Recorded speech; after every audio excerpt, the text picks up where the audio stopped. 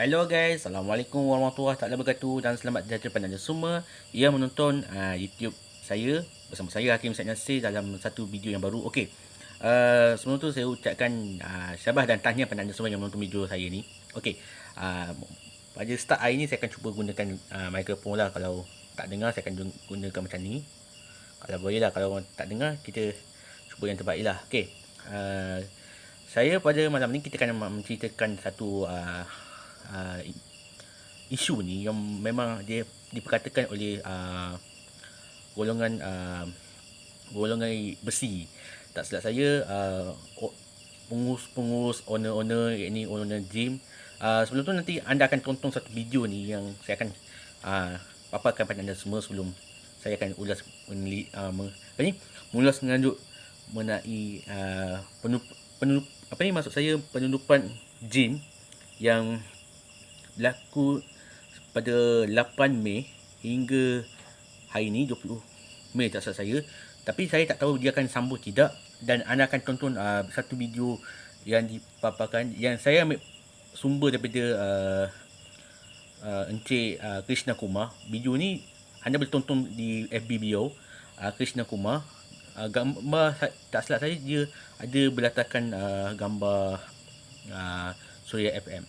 Anda saksikan. Sementara itu, Persatuan Pengusaha Gimnasium Malaysia menggesa pihak berwajib tampil menghulur bantuan bagi membantu penggiat industri sukan yang semakin tenat selepas pengumuman pelaksanaan Perintah Kawalan Pergerakan PKP 3.0. Presidennya Krishna Kumar menganggarkan pengusaha gimnasium mengalami kerugian sekitar 30 hingga 40 ribu ringgit sebulan akibat impak tersebut.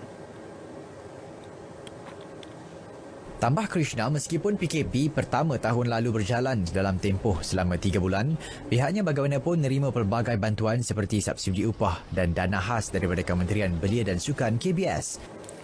Saya mintalah, sebab sepanjang 2 tahun ni kementerian pun tak ada buat apa-apa program. Jadi peruntukan kementerian itulah, cubalah kalau ada lebih tu agihkan sedikit grant untuk membantu kami untuk at least membayar sewa. Tak bayar penuh pun at least membantu kami membayar sewa. Jelas Krishna, sewa lot kedai dan gaji kaki tangan adalah isu yang perlu diselesaikan oleh pengusaha industri sukan setiap bulan biarpun premis tidak dibenarkan beroperasi. Kebanyakan gimnasium juga enggan memberhentikan pekerja mereka kerana faham golongan tersebut juga mempunyai komitmen masing-masing. Selain itu, potensi peralatan gimnasium untuk mengalami kerosakan juga lebih tinggi jika lama tidak beroperasi, sekaligus bakal menyebabkan kerugian kepada pengusaha. Sementara itu, Presiden Pengusaha Gimnasium Wilayah Persekutuan meramalkan beberapa gimnasium akan ditutup dalam masa terdekat ekoran Perintah Kawalan Pergerakan. Beliau menyatakan ini bukan masa sesuai untuk membuka gimnasium kerana berdepan risiko kerugian yang besar.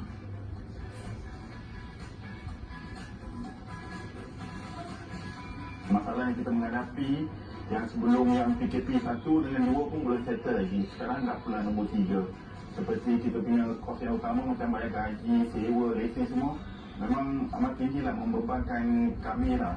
Saya bagi advice ataupun nasihat kepada pengusaha yang batal bahkan membuka menceburi dalam bidang gimnasium ni buat masa sekarang ni. Saya rasa masa ini tak sesuai lah. Sebab sekarang kita pun banyak gimnasium yang menutup perniagaan tu. Jadi saya minta mereka bersabar dan belajar lagi, mendalam lagi mengenai perniagaan gimnasium ini dan tunggu masa yang sesuai. Mungkin lepas pandemik ini berakhir, itulah masa yang untuk sesuai untuk pengusaha-pengusaha baru. Kami daripada pengusaha gym mengarah sangatlah kerajaan benarkan kami membuka semula dengan SOP yang lebih ketat lah. Jadi kami bersedia mengikut SOP apa juga SOP yang diumumkan oleh kerajaan. Dalam masa yang sama, untuk masa-masa yang akan datang, sebelum mengumumkan PKP, panggillah kami ataupun wakil-wakil pengusaha kami dan berbincang apa masalah yang akan bakal menghadapi mereka. Saya pasti kita semua ada dengar lah pasal pakej pembiayaan fasiliti sukan yang KBS umumkan awal tahun lepas, yang seolah-olah diwar-warkan sebagai satu nafas baru untuk pengusaha fasiliti sukan. Tapi malangnya lepas saya ada meeting dengan pegawai Bank Rakyat sebentar tadi, saya dapati syarat-syarat yang dikenakan semuanya terlepas daripada sasaran lah. Seolah-olah mereka tak memahami langsung situasi pengusaha fasiliti sukan ni, terutama gym owner dan studio kecergasan, yang bahawa kami dah terpaksa tutup gym banyak kali daripada tahun lepas. PKP 1 3 bulan, PKPB di Lembah Kelang selama 5 hari kami terpaksa tutup kedai. Bulan 1 bulan 2 tahun ni kami terpaksa tutup hampir sebulan, dan baru-baru ni pun kami sudah tutup hampir 2 minggu. Jadi dalam situasi macam ni, syarat-syarat yang dikenakan seperti perlu mengemukakan bank statement 6 bulan dan menunjukkan rekod kewangan yang cantik, definitely ramai orang tak boleh meet. Kau bayangkan kalau kita tutup gym pun dah hampir 5-6 bulan dalam tempoh setahun, macam mana kita nak tunjuk rekod kewangan yang cantik? Sudah pasti gym owner banyak berhadapan dengan macam-macam hutang. So, dengan syarat yang dikenakan, seolah-olah seperti bencana COVID ni tak berlaku pun. Syarat tu seolah macam tahun 2019, 2018 punya cerita.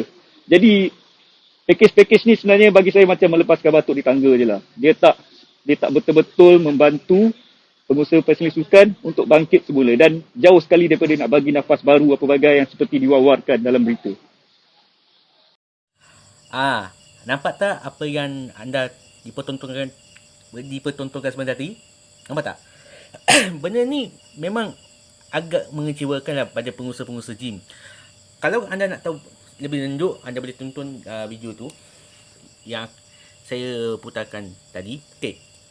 Saya bukan nak cakap bersalah, nak cakap nak memegahkan benda ni. Ini adalah pandangan saya sendiri pasal penutupan gym yang berlaku di sekitar Selangor dan Kuala Lumpur yang berkuasa pada 8 Mei hingga 20 Mei tak salah saya. Okey. 2021 tak salah saya. Okey. Kalau anda perhatikan daripada awal lagi, bila saya lihat tu, saya memang agak sedih lah dengan rakan-rakan kita yang pengusaha-pengusaha gym terpaksa tutup. Ada kalanya barang-barang gym macam dumbbell ke, ada macam-macam tu terpaksa dijual dengan harga yang murah. Lepas tu tak silap saya, banyak juga barang-barang gym tu terpaksa dibuang dalam tong yang sudah berkarat, yang sudah lusuh benda tu. Tapi saya memang kecewa dengan sikap lepas tangan pihak KBS ataupun mana-mana sekalipun yang tidak peduli akan nasib pengusaha-pengusaha. Sebab tu saya tak tahu nak cakap macam mana sekalipun. Kebanyakan rakan-rakan kita terpaksa mengeluarkan modal yang besar. Saya ambil satu contoh, ada satu gym ni yang tak silap saya ada yang di sekitar Kuala Lumpur ataupun di Selangor. Kira-kira kalau satu gym tu kalau dibuat modal 200 ke 300 ribu. Tetapi malangnya sekali pulangan modalnya tu agak rendah berbanding dengan harga jauh daripada harga modal yang sebenar. Saya ambil satu contoh. 1 tahun kalau ikutkan ahlinya membership, saya jangkakan benda ni dalam 900 atau 1200. Itu 1 bulan, 1 tahun. Kalau separuh bulan, 10 tahun, maksudnya saya tak pasti 1 bulan berapa, mungkin dalam 100 ataupun 120. Kalau itu anggaran saya lah. Kalau saya dah buat kaji, dah pergi di mana-mana gym. Tapi kalau yang untuk walk-in, saya rasa dalam RM5 hingga ke RM7 ataupun RM10. Benda tu memang saya tak boleh menafikan, sebab kebanyakan member, ahli member yang di sebuah gym ni pun terpaksa meminta refund balik oleh owner gym. Dan ada juga yang terpaksa membayar hutang hasil pada pinjaman ataupun pinjaman dari rakan atau kawan sekalipun. Tetapi saya pun agak kecewa lah, kadang-kadang kadar pinjaman untuk membuka membuka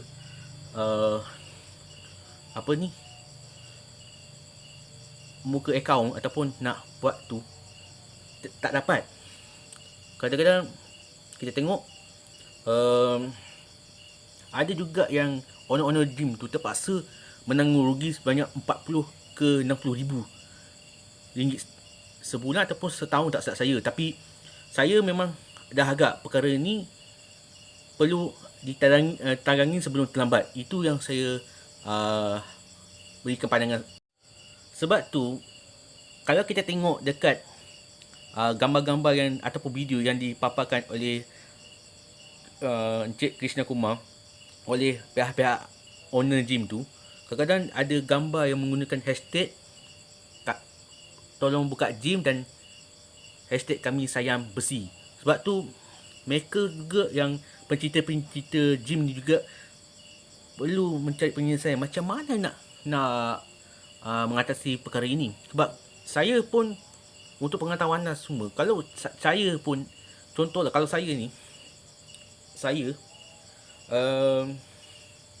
katakanlah saya bermodalkan RM500,000, RM500,000. Kadang-kadang saya terpaksa muka saya macam orang panggil apa tu? Panggil muka tembok, terpaksa minta ihsan pada pihak wajib macam KBS, Persatuan Sukan Negeri dan apa sekalipun untuk menyelamatkan pusat-pusat gym ni daripada keberengkapan ataupun kadar sewa yang tinggi. Sebab tu kadang-kadang kita tengok pun agak kecewa lah dengan pihak-pihak yang lepas tangan. Sebab tu kita tengok, itu yang kita agak kecewa sangat. Memang kecewa dengan rakan-rakan kita yang terpaksa jual gym, terpaksa bekerja sektor lain. Itu yang disebabkan banyak rakan-rakan kita terpaksa gulung tikar dan mencari pekerjaan yang sesuai untuk dia. Tapi itu yang saya agak sedih dan pilu dengan mereka sekarang ni, yang bersusah payah 2 tahun 3 tahun untuk dapatkan modal, tetapi pulangannya agak rendah dan kadar sewa, kadar bil air, bil api pun terlalu tinggi. Ini menyebabkan mereka dah tak ada pilihan, terpaksa gulung tikar, dan mereka juga terpaksa mencari apa sekalipun pekerjaan yang boleh menampung sara hidup di masa akan datang. Sebelum itu, saya dah buat satu link di bawah ini. Anda boleh tekan link untuk kajian keselangsungan jenis sepanjang pandemik COVID-19. Anda tengok nanti, anda tekan link, dan siapa-siapa yang owner je, anda boleh buat kajian sendiri apa yang berlaku. Sebab saya tak tahu, tapi insya-Allah saya akan cuba tengok apa yang ada dalam tu. Cuma kita berharaplah pihak kerajaan dapat membuka mata untuk melihat keadaan yang berlaku oleh pengurus-pengurus gym. Sebab itu benda tu memang agak kecewa lah dengan mereka yang tak dapat muka walaupun dengan getim-getim. Tapi saya minta tolong lah kepada kementerian ke MSM ke apa, siapa sekalipun, saya minta benda ni dipanjangkan kepada pihak atasan. Jangan sampai benda ni diorang tutup sebelah mata, sebab kita tak tahu apa yang berlaku nanti di masa akan datang. Oleh sebab itu, kita beri nasihat pada mana-mana pihak, tolong jangan abaikan benda ini. Sebab benda ni kalau terjadi pada masa akan datang, kemungkinan diorang terpaksa maksud saya terpaksa diorang mencari benda yang baru untuk menyelesaikan masalah ni, ataupun terpaksa dia gulung tikar untuk mencari pekerjaan ataupun pekerjaan yang sesuai. Sebab tu yang kita takut benda ni tak boleh terjadi pada anak-anak bangsa kita, iaitu yang berada di Malaysia. Sebab tu kos sara hidup semakin lama semakin tinggi, dan saya tak boleh nak cakap apa-apa sekalipun. Itu adalah pandangan peribadi saya untuk pihak atasan yang saya sebut tadi, termasuk KBS, MSN ataupun mana-mana sekalipun pihak-pihak yang tertentu, tampil memberikan cadangan yang benar supaya pusat gymnasium ataupun pusat gym ataupun aerobatik ke apa, zumba pun perlu dibuka selepas waktu tu. Sebab benda tu memang akan mengaruh dan menjejaskan pihak nasi owner tu. Sebab kita tak boleh cakap campur sekalipun. Sebab ini saja yang saya nak sampaikan.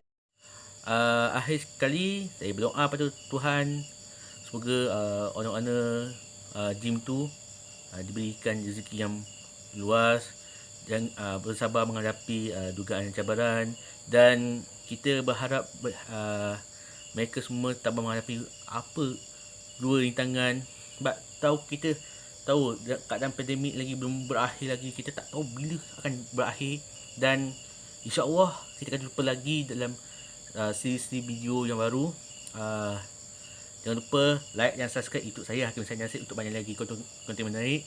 Semoga anda berjaya dalam kerjaya yang akan datang. Surah Al-Baqarah. Wassalamualaikum warahmatullahi wabarakatuh, dan bye bye, dan majulah sukan untuk negara. Bye bye.